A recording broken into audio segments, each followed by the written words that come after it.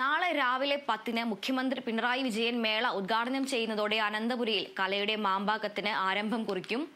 1ാം സ്ഥാനം നേടുന്ന ജില്ലയ്ക്കുള്ള സ്വർണ്ണക്കപ്പ് ഇന്ന് തലസ്ഥാനത്തെത്തും.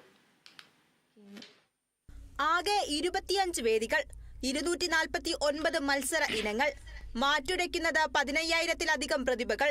സംസ്ഥാന സ്കൂൾ കലോത്സവത്തിന് അനന്തപുരി ഒരുങ്ങിക്കഴിഞ്ഞു.